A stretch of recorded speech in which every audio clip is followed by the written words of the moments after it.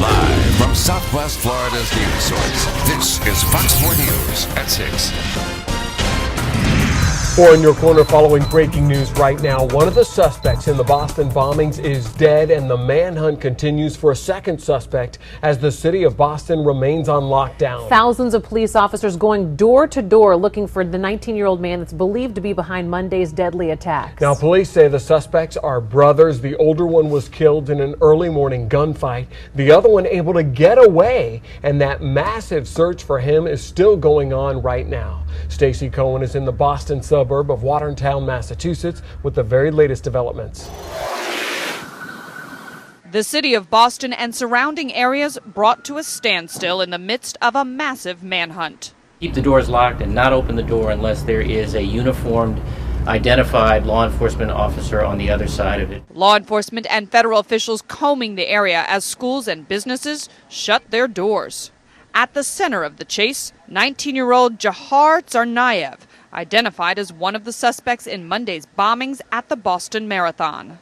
The other suspect, his 26-year-old brother, Tamerlan, was killed after a gunfight with police in the early hours of Friday morning, hours after the FBI released these surveillance photos. Those who knew Jahar, including a former wrestling teammate who did not wish to be identified, said he seemed like a normal teenager. He was a really nice kid, you know. He was the kind of kid that would push me harder. Like, he knew all kind of. He was a good fighter. He was an all-star wrestler. But in Maryland, an uncle of the suspects said they brought the family great shame and urged the young man at large to surrender. I say, Jahar, if you're alive, turn yourself in and ask for forgiveness. A source briefed with the ongoing investigation tells CNN that a pressure cooker bomb was discovered during their pursuit of the suspects. It has been detonated. In Watertown, I'm Stacey Cohen. All right, so of course this story is developing by the minute. We're now hearing from many of those who knew the suspect at the center of tonight's manhunt. Many of the classmates of Jahar Tsarnaev say that they are finding tonight's developments hard to believe, given the person they had come to know. Here's what one of those friends had to say earlier today. We're all like in shock. We don't really understand. Because there was no telltale signs of any kind of malicious, behavior from Jahar. It's all coming as a shock, really. And it's not just friends of the suspect who are talking tonight. We're also hearing from family members. That's right. The man's uncle talking to the media earlier today, getting very emotional. Take a listen to what he says was going through his mind when he heard what his young nephew was wanted by police. I say, Jahar, if you're alive, turn yourself in and ask for forgiveness from the victims, from the injured, and from those who left. Ask forgiveness from these people.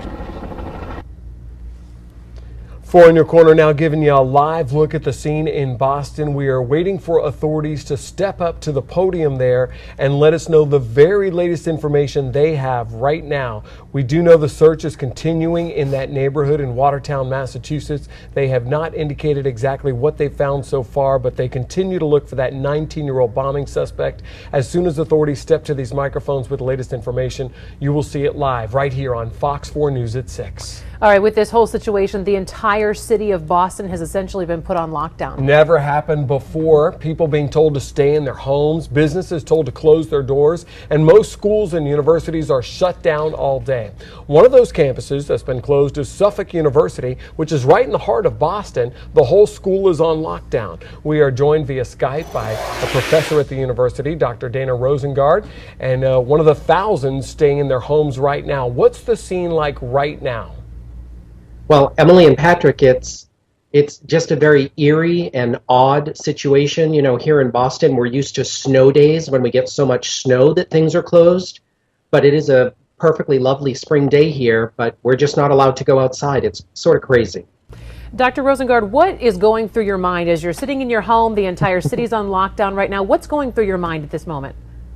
Well, I got a number of emergency text messages and email from my employer, Suffolk University, and we saw all sorts of reports from the governor and the mayor about this shelter in place I had never heard that expression before. I didn't even know what it up was. To here, but actually the governor and some of the police authorities are about to step up to the podium here in Boston with the latest information. So we want to bring that to you live right now. So we're going to rejoin that press conference in Boston and listen in. What we can say about the ongoing investigation, I'll have a couple of comments then about the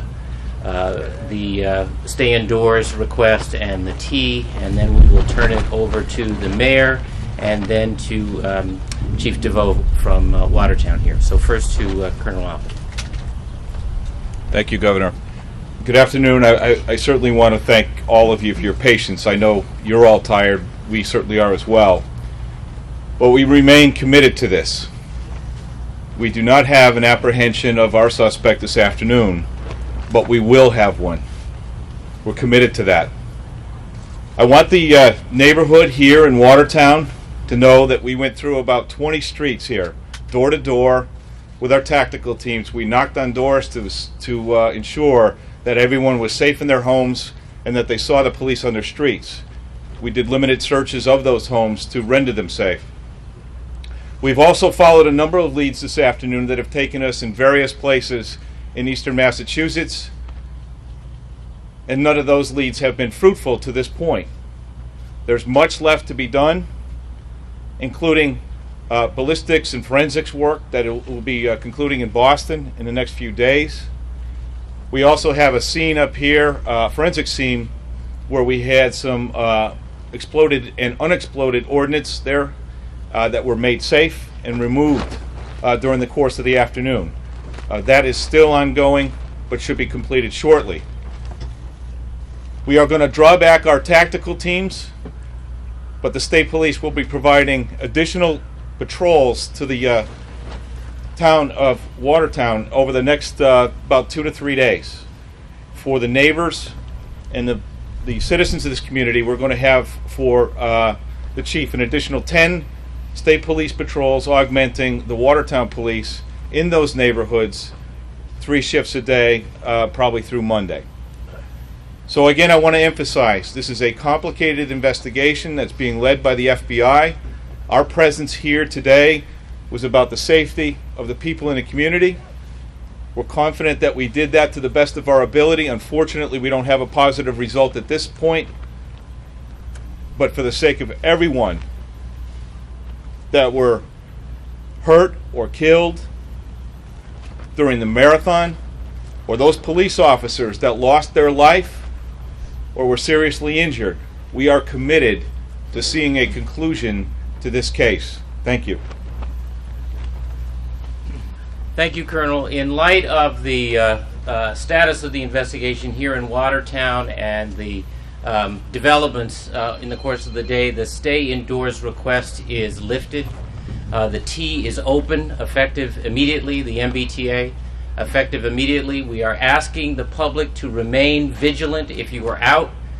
Continue to be alert to suspicious activity, unaccompanied or unattended packages and backpacks and so on. Remember, there is still a very, very dangerous individual at large, but we feel confident based on what we know about the status of the investigation right now that to that extent we can return to living our lives. But again, in the areas where the stay indoors request has been in effect, that request is lifted, but remain vigilant. Mr. Mayor?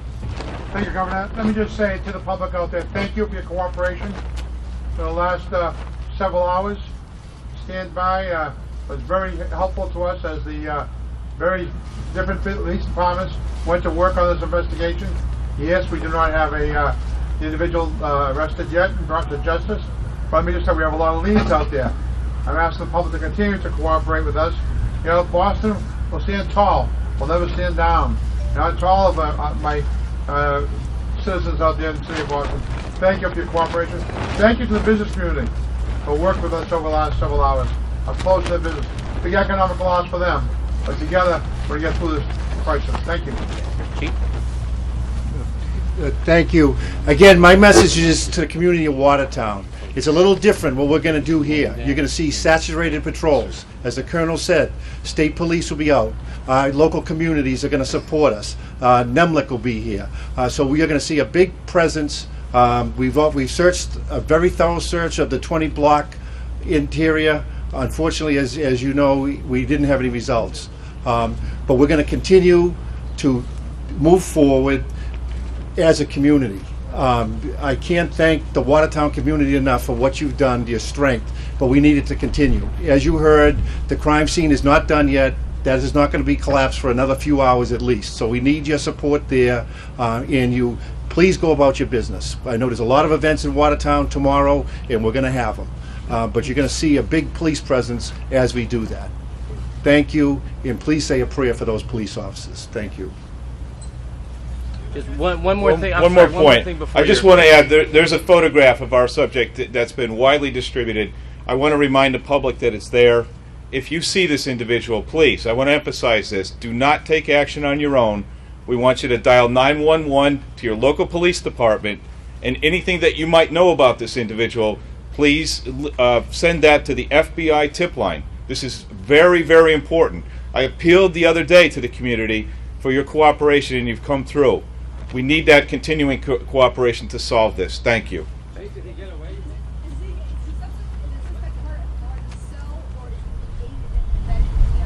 Well, I think that goes to the investigation, and I don't want to discuss the investigation. I'll talk about anything that happened here today. All right, the big news here, you're watching it live right now on Fox 4. Authorities saying they're lifting this shelter-in-place order. Since early this morning, people in Boston have been told, don't leave wherever you are, including your home, your business. If you're in a car, a parking lot, now they're saying people are free to move. They're reopening the public transportation system, which is a big thing in Boston right now. And they say the only thing that will look different to people in that area is that in Watertown, they're going to have saturation patrols, they say. So a lot of police presence, but the bottom line is it sounds like they did not find their suspect. They said they don't have a positive result, as they put it, and they are telling everyone in the Boston area to be very careful, vigilant, as the governor said, and consider him extremely dangerous. And that's the big point, obviously, for folks there. You're allowed out of your home, but be very cautious and look everywhere you go because they're still looking for this suspect. We've got a lot more coverage on this coming up right after the break. We'll be right back. In Your Corner is continuing to follow breaking news out of Boston, where the manhunt is still on for one of the suspects in Monday's marathon bombing. They are still looking for that 19-year-old suspect. He and his brother are believed to be the men seen in those surveillance images, and he is the one, they say, that planted that bomb. They could clearly see it in surveillance pictures. Authorities just saying a short time ago in Massachusetts they are lifting this shelter-in-place order. They are also reopening the public transportation system in Boston. The whole city has been shut down since early this morning when there was a shootout. The brothers are also accused of killing a campus police officer at MIT. And tonight authorities are saying, please say a prayer for all police officers who will do what they're calling saturation patrols in Watertown right now and through tomorrow. The bottom line is this 19-year-old suspect is still on the loose. His brother is dead. Authorities thought they set up a big enough perimeter this morning to try to find him when they had the confrontation. They have not been able to do that after combing through 20 blocks in this suburb of Boston. So the search for him continues right now. As more information is coming out tonight about the two bombing suspects, we're also getting more details about the accused killers from their own family members. Our team coverage continues with Warn Your Corner's Kelly Stegeman as we're hearing from those family members tonight. Kelly? Yeah, with new information coming out by the minute about these two suspects, a lot of us are wondering what may have led up to them doing what police say they did. Of course, the focus of tonight's investigation is on 19-year-old Jahar Tsarnaev, who is still on the run after his brother and co-suspect was killed following a shootout early this morning. The two originally from the Russian Caucasus, an area that includes Chechnya. And before they immigrated to the U.S., their aunt, who lives in Canada and cared for them at one point, says she is still skeptical that the men are responsible for the bombings. My first call to FBI. They could not have done this. Where are evidence? All you're showing, that's just the footage. Two guys are walking, and I found it strange. Tamerlan is walking in the front, Jahar is in the back. Why wouldn't they come together?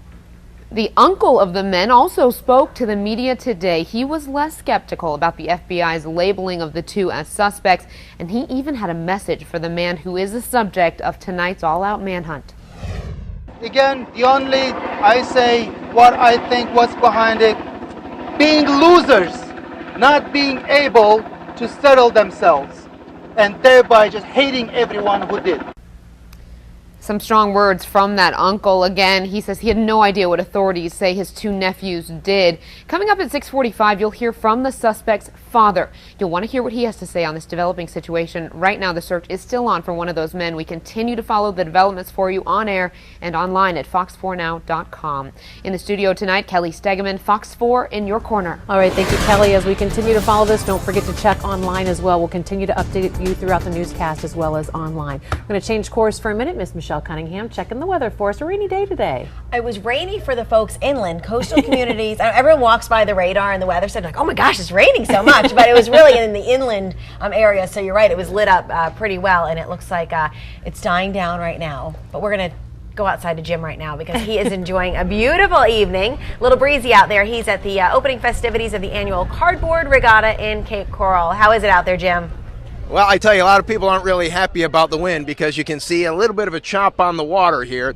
Cape Coral Cardboard Regatta happening tonight and tomorrow. Tomorrow is when they actually launch the boats. Tonight is the judging. And let me just give you an idea of some of the boats. We have one that was made here by the All Superstars Preschool. This right over here, that's a boxing ring. It's a food fighters motif. You get it? Food fighters. You got Oreo cookies and popcorn. There's one that looks like a Carnival cruise ship. Here's one with a Flintstones motif right over here. Here's one that's lean and mean and built for speed, I think. But here's the group we want to introduce you to, the group from Gulf Elementary. Who do we have here, real quick? My name's Elizabeth Wolf, Daniel Miller, Emma Wolf, Ricky Carner, Christian Miller, Nicole Van Meter, Michael Lorell. All right, now tomorrow we're going to launch this boat. How far do you think it's actually going to go? Are we going to make it to Key West, or is it going to maybe fall a little bit short? Short. A little short? Well, okay. Most of them actually do kind of fall short, and that's the beauty of it.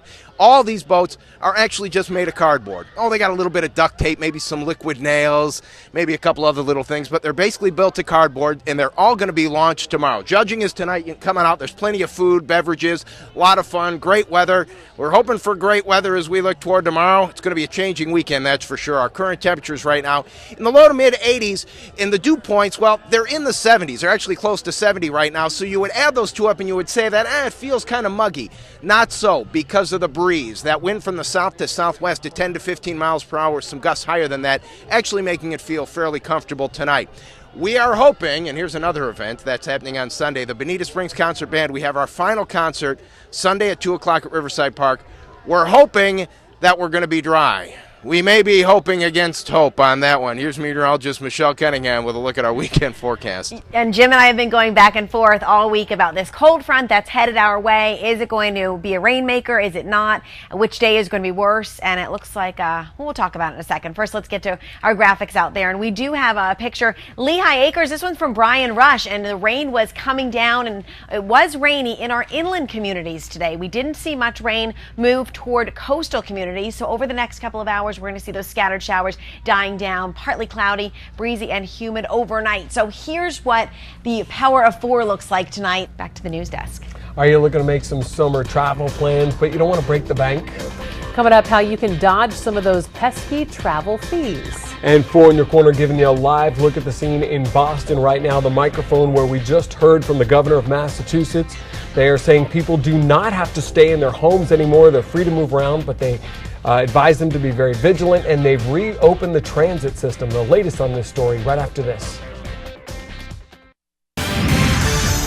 In tonight's Consumer Watch, if you're looking to score a deal on your summer travel, you're going to want to be aware of very hidden fees. Airlines are some of the biggest offenders when it comes to hitting you with extra charges. So what can you do to save some cash? Consumer Reports say to travel light. The fewer bags, the better, because it's going to help you avoid the baggage fees. Also, consider using low-fee airlines like JetBlue and Southwest, and getting an airline credit card, they say, will help you avoid some fees as well. You can get perks like preferred boarding, no change fee. That's a big one. And maybe even get to check a bag for free. So it can pay for itself. Another tip is to try negotiating the cost of your hotel room. At least 78%, they say, scored a better deal when they did so. Very interesting. With what's going on tonight in Boston, local law enforcement agents are training to make sure you're safe. Coming up, we're giving you a look at the intense drills they're going through today so that they're ready for the most critical situations. And we are staying on top of breaking news out of Boston tonight. The manhunt still on for one of the suspects in Monday's bombing. We are working to get you the very latest details. We're going to have all that and more coming up right after the break. Live from Southwest Florida's news source, this is Fox 4 News at 6.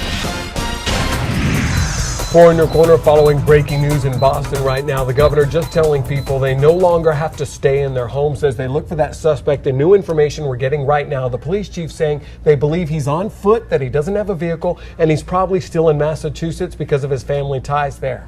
That's right. Now, one man is dead. The other is in hiding. As we've mentioned, a massive manhunt is on right now. Here's how we got to this point. Last night, police say the brothers were involved in a robbery, which was then followed by a shooting that left an MIT officer dead. During a chase with police, they reportedly set off explosives, the brothers did, and then they exchanged gunfire with police. Police then cornered their car. That's when the 19-year-old took off, while the other, his brother, was shot. He was taken to the hospital and later pronounced dead due to sustaining serious injuries. At this hour, the lockdown again that was in place has been lifted as authorities continue their search. Fox's Craig Boswell has more from Boston. A day after their pictures are shown to the world, one of the suspects in the Boston Marathon bombing is dead. His 19-year-old younger brother remains on the run as an army of officers goes door to door trying to find that 19-year-old suspect. The uncle of the two suspects in the Boston Marathon bombing pleads for his 19-year-old nephew, Jahar Zaniev, to give up. I say, Jahar, if you're alive, turn yourself in and ask for forgiveness from the victims. Police are swarming the streets in a door-to-door search. Surrounding areas are virtually paralyzed as residents follow orders to stay indoors. The police dragnet slowly but surely working through the area searching for the 19-year-old suspect. We need some more time. You have to stay in your homes, stay in place.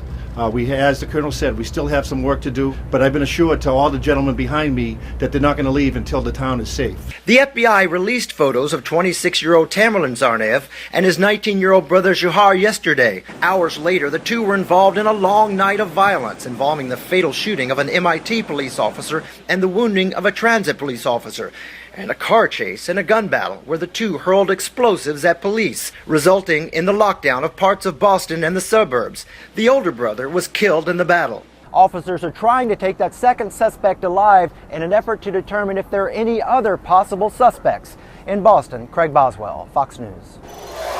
4 in your corner giving you a live look at the scene in Watertown right now. Once again, we just want to remind you that the city, which has been on virtual lockdown since before dawn, is now allowed to get moving again. The governor saying the transit system has reopened and that people should be able to go outside their homes but should remain vigilant. This affected 1 million people, closing down one of the biggest cities in the country. The latest information for you as we get it right now on fox4now.com, and any new developments, you'll see it right here during this newscast. Earlier today, several local law enforcement agencies got together for a massive training drill, not knowing some of the participants would have to leave for real bomb threats. 2 separate bomb threats were called into government buildings, both in Cape Coral and in Fort Myers, forcing evacuations. After sweeps of both buildings turned up nothing, people were allowed to return. But with what happened earlier this week in Boston and what's happening right now tonight, police say all threats have to be taken seriously. 4 in your corner's Colleen Hogan standing by live. She was at today's in-depth drill that's helping make sure they're ready for real emergencies. The multi-agency all-day training is meant to help different agencies work together quickly in case of an emergency, but no one could have guessed just how soon they'd be putting those skills to good use. Wearing green jumpsuits and black helmets and vests, 4 SWAT members prepare to enter a building. In this training scenario, the Cape Coral SWAT team is serving a search warrant to someone in a home or small business, and they find either a surprise bomb or a hazmat situation waiting for them. In reality, though, they're preparing to enter the old Kmart store in the Coralwood Shopping Center. On any kind of event like this, it's not going to just be any one organization. It's going to involve hazardous materials. It's going to involve the bomb squad. It's going to involve SWAT, police, FBI, etc. A police dog barks as it prepares to go in first. Its handler loosens some slack on the leash. Then the SWAT team heads inside. Pre-incident planning is definitely the key to emergencies like this. You're only as good as your local first responders are, and that's why we train together, make sure that we know what our roles are. The Cape Coral Fire Department is hosting the training, which has been in the works for a year. The Cape Coral SWAT Team, Fort Myers Fire Department, Lee County Sheriff's Office Regional Bomb Squad, the FBI, and the Florida National Guard all taking part. I think the events on Monday in Boston really underscore the importance of this. The terror situation in the United States becomes a local issue in the beginning. As the men inside prepare to come out, the firemen start their preparations, loosening a hydrant so they can hook up a hose. Turns out it was a hazmat situation inside. Men with white suits and masks emerge and get sprayed down as a precaution. Even the canine gets rinsed off, all as neighbors look on. It's always nice to know what they're ready for, what we're ready for to keep us protected. We need to recognize that we are not in a fortress. We're not immune to these types of things. Yeah, that's right, guys. Now, before today's bomb threats, officials say it'd been some time since they had a situation where local, state, and federal agencies had to work an emergency situation together. Colleen Hogan, Fox 4 in your corner. Thank you, Colleen. Florida's unemployment rate has hit the lowest point in 4 years, and Governor Rick Scott was in Southwest Florida today talking about how to get it even lower. That's right. 4 in your corner's Julie Salamone showing you which local businesses took center stage today. Any plumbing work, you might recognize that from the hardware store. Governor Rick Scott says he's keeping his promise of getting Florida back to work. Now, as you know, I ran on a campaign of getting our state back to work. 7 steps to 700,000 jobs over 7 years. So we're nearly halfway to that 700,000 jobs, but much faster. Variety of different materials, and we twist them together. Governor Scott toured Pelican Wire in Naples Friday morning. The company relocated from Illinois to Naples in the 70s. So this is the different wires you have. It makes wires used for things like helicopters and medical devices, and it was just named Southwest Florida Manufacturer of the Year. Manufacturing, from my perspective, is another one of those critical building blocks that you need to have a solid economy. A company that actually manufactures something, builds something. The governor announced the latest job numbers for the state. He announced unemployment in March dropped to 7.5%, down from February's 7.8%. He says it's now below the national average. The 4 years before I became governor, the state lost 832,000 jobs. The unemployment rate went from 3.5 to 11.1%. The state saw 32,000 jobs created last month. So how does Governor Scott expect to keep unemployment on the decline? He says he's now working on getting the sales tax removed on manufacturing equipment. Manufacturers, when they have more money in their pocket, they hire more people, spend more money on marketing, spend more money on research. Pelican Wire tells the governor they hit a rough patch in 2009 like many companies, but now have come full circle. The governor acknowledging the company for playing a role in putting Floridians back to work. Julie Salamone, Fox 4 in your corner. Naples Mayor John Sori joined the governor on his tour today. After touring Pelican Wire, the governor made one last stop at Naples, visiting Naples Beach Hotel and Golf Club. In the Storm Patrol Center now with meteorologist Michelle Cunningham with your only live local forecast at 6:30. It is humid. I know, Whew. and it's going to get worse as this frontal system moves closer and closer. That's hard to believe. That it can get any worse than this. It can, a little bit. Yeah. That would be rain. Yeah, all right, that'll right. Air will be saturated. Break it a little, take the edge It off. probably will. It was hot out there, and that southerly wind was very humid, and we're still seeing a couple showers, but mostly those showers are inland. We saw some real heavy showers earlier in portions of LaBelle, Immokalee, Clewiston, Palmdale, and most of those showers, actually all the showers, stayed away from coastal communities throughout the day today. Tomorrow going to be a much different story as that frontal system approaches. Temperatures still in the mid-80s. Lehigh, Bonita Springs, Lehigh, where you got a couple of those showers. We've seen things cool off a little bit. Scattered showers for our inland communities for the next couple of hours. Then those will kind of fizzle out. Partly cloudy, humid overnight, and for tomorrow morning, starting off with breezy conditions as that frontal system is headed our way. It's going to bring some rainy weather. We'll talk about it coming up. We are getting new information tonight about the death investigation of a child in Fort Myers. Police are now identifying the victim as 2-year-old Devanch Luima. We first brought you this story as breaking news last night at 6. The child was pulled from a swimming pool at a home on Fordham Street. Detectives tell us they're investigating this as a suspected drowning. They do not think foul play is involved. For In Your Corner Crime Tracker Alert, deputies need your help solving an armed robbery at a restaurant in Lehigh Acres. We're told it happened last night at Tortilleria, rather. Whoa, I almost spit that out. Tortilleria Matamoros. It happened on Lee Boulevard in Lehigh. Investigators say the man in these surveillance images went in, pulled a gun, demanded money before making off with it. Detectives think he's a white guy between 40 and 50 years old with shoulder-length, light-colored hair. If you can help find him, you're asked to call Crime Stoppers right now at 1-800-780-TIPS. Cape Coral police are warning you about a scam that you could fall victim to on your next trip to the hospital. Police tell us someone has been calling the rooms of patients at Cape Coral Hospital, pretending to be affiliated with the hospital so that he can get their social security number and other personal information. Police say that if you were a recent patient and this has happened to you, make sure you check your bank statements and, of course, your credit reports.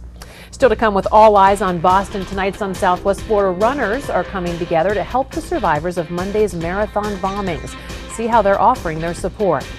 And For In Your Corner, keeping an eye on the very latest developments in Boston, giving you a live look at Watertown right now, where the search continues for that bombing suspect. The other suspect, his brother, is dead. The latest for you right after this.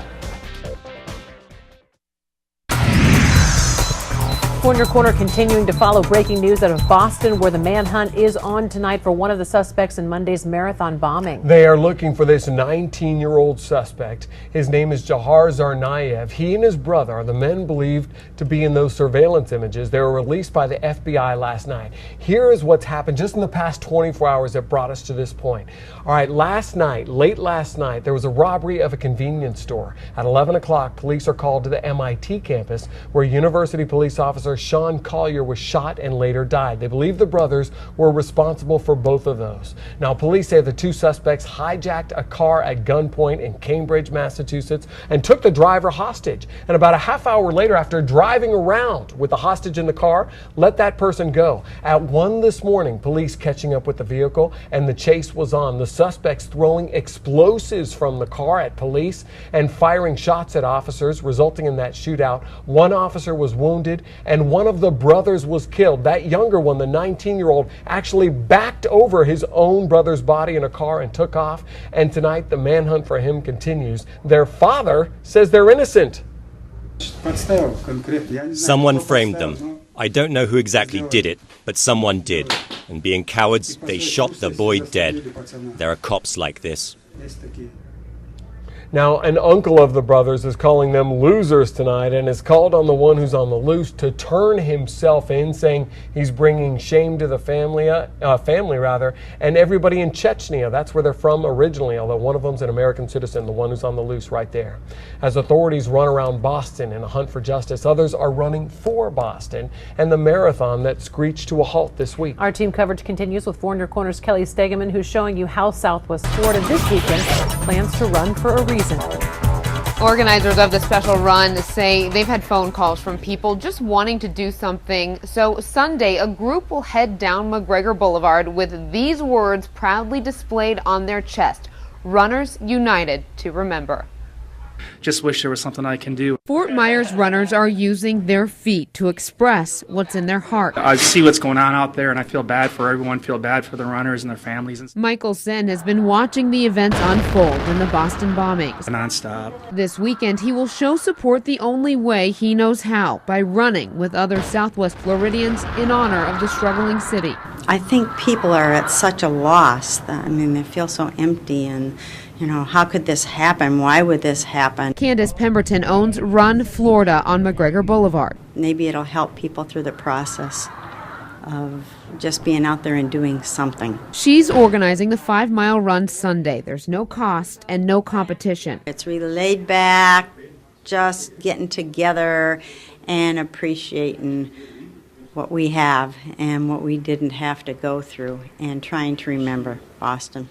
Runs like these are happening across the country this week, and this weekend, the tight-knit Fort Myers running community will send a message to Boston of support hundreds of miles away. I think it's because people feel like they need to do something, and that's what they can do best. They can get out there and run. The group will start the run at 7 a.m. at the Publix on 1st Street and then run down McGregor. Runners are asked to wear a shirt from a previous race. It is open to anyone. Kelly Stegeman, Fox 4 in your corner. We are giving you a look now at your weekend forecast. Meteorologist Michelle Cunningham joining us now for an update on our little rainy day out there today. That's right. Our inland communities really got soaked. Coastal communities stayed dry, but I think this weekend everyone's going to get wet. Brace yourselves. Yes, that's right. Jim Sion's outside, and it's a little bit breezy out there. He's down the annual cardboard regatta in Cape Coral. What's going on out there, Jim? Well, everyone's concerned about the weather, especially with the wind tonight and the rain that's probably moving in over the weekend. And behind me, you can see a little bit of a chop on the waterways. Right here, we may have the next generation of great American shipbuilders. We have Jacob and Ricky. How long did it take you to build this craft? We took a little... We took pretty much a month working on and off to build this thing here. And this one's a little bit unusual. Show us why. This is a cardboard boat that they're going to launch tomorrow, but this is what makes this one a little bit original. Go ahead. Yeah, a cardboard boat with an electrical system. Way to go, guys. Congratulations. Just one of the many boats that's out here at Four Freedoms Park. That's where we're broadcasting live from. This evening, it's the judging. Tomorrow, they're actually going to launch all these boats and see how far they get. Now, here's the group from Gulf Elementary. They have the Space Crusader boat, and they actually have a special cheer for their boats. Let's hear it. Space Crusaders! Space Crusaders! Space Crusaders! Space Crusaders! Now that's great, and your boat is great, but even with that great cheer, I have a bad feeling that tomorrow your boat is probably going to sink too. I'm told they all sink eventually, but that's the beauty of it. That's why you got to come out tomorrow, Four Freedoms Park. Thank you very much, guys. Give the camera one more big howdy do. All right, our temperatures got up close to 90 degrees. They're falling through the 80s now. And even though the dew point temperatures are close to 70, it doesn't feel overly humid in Southwest Florida thanks to that breeze. We have winds at about 10 to 15 miles per hour with some gusts even higher than that. So it does feel pretty comfortable this evening. Am I right? Feels pretty good? All right. Now, we're concerned about the weekend rain for a lot of reasons. It's the final concert of the season for the Bonita Springs Concert Band. Sunday, 2 o'clock, Riverside Park in Bonita Springs, completely free. Bring your lawn chairs, bring your coolers, and bring your umbrellas because it really looks like we might get some rain. Here's meteorologist Michelle Cunningham. We've been watching this rain all week, and every day it seems like the news gets less and less encouraging. That's right, we were debating, was Friday going to be the day, was Saturday going to be the day? It looks like Sunday is going to be the wettest of the weekend days, so plan accordingly. We'll go ahead and take a look at what's going on out there. For the next couple of hours, our inland community is going to see an end to these showers. A nicer forecast, of course. Four in your corner continuing to follow breaking news on a story that's gripping the country tonight. The manhunt continues for one of the men suspected of bombing the Boston Marathon. A live look at the town where they have concentrated their search. Watertown will have the very latest for you right after this.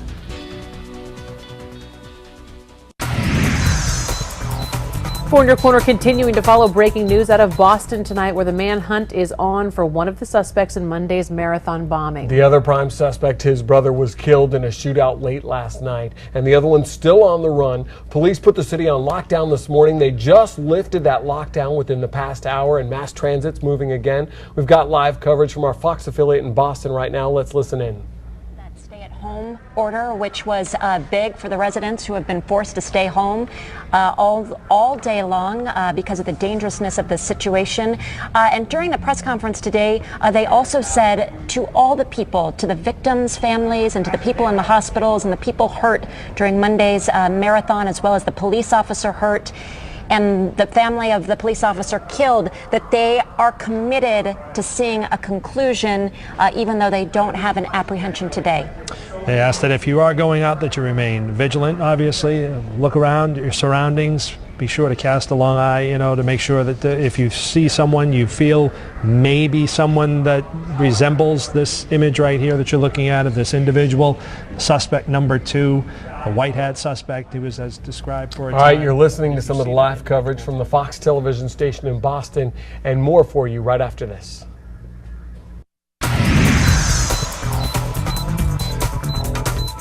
We continue to follow breaking news in Boston for you right now. The search continues for that 19-year-old bombing suspect who somehow slipped through police fingers early this morning before dawn as his brother was killed in a shootout. The latest from investigators is that they believe this 19-year-old suspect is still in Massachusetts, at least because of family ties there, and that he doesn't have a vehicle. He's somehow on foot. And also, we want to let you know they've lifted the lockdown. They've been telling people to stay inside all day. They say they don't have to do that anymore, but be vigilant, and they're reopening the transit system. Pretty good considering 1 million people have been cooped up all day. Absolutely. We're going to continue to follow this. Check fox4news.com for the latest, and we'll see you again at 10 for the latest updates.